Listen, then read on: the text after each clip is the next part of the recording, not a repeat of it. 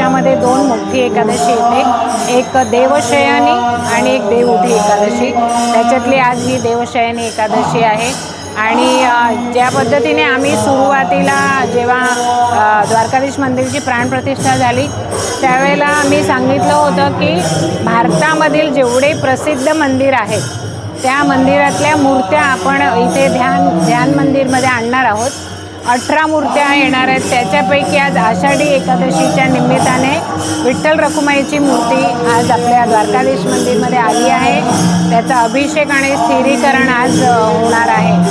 प्रत्येक एकादशीला ज्या पद्धतीने आपल्याकडे द्वारकाधीशची पालखी यात्रा निघते ती आज 7च्या आरतीनंतर ती पालखी यात्रा पण निघणार आहे। प्रसादालयाचं उद्घाटन करण्यात आलं, किती लोक ॲट अ टाईममध्ये तिकडे प्रसाद ग्रहण करू शकतात?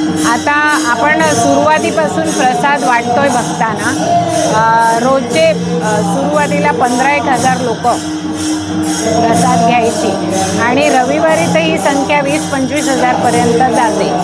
तर आम्ही इथे काउंटर लावून प्रसाद वाटायचे, परंतु आता जसजसे भक्त वाढत जातात तेव्हा आम्हाला स्वतःचं स्वतंत्र प्रसादालय याचं आवश्यक आहे आणि त्या ठिकाणी हा प्रसाद बनला जाईल, लोकांना रोज प्रसाद वाटला जाईल। परंतु आम्ही असं ठरवलं की लांबून लांबून ज्या बसेस येतात, दिवसाला 10-10, 12-12 बसेस खूप लांबून येतात, त्यांची पण काहीतरी रास्त दरामध्ये एक जेवणाची सोय झाली पाहिजे।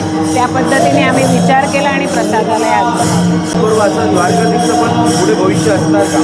नक्कीच द्वारकाधीशची कृपा झाली।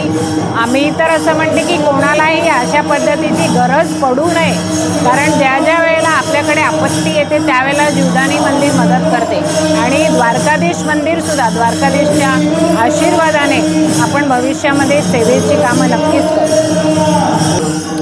वसई विरारच्या पब्लिकना मी सांगेन की तुमच्या इकडे द्वारका धाम आलेलं आहे, वसईमध्ये बद्रीनाथ धाम आलेलं आहे, तर सर्व भक्तांनी या मंदिरामध्ये दर्शनाला येऊन त्याचा दर्शनाचा लाभ घ्यावा।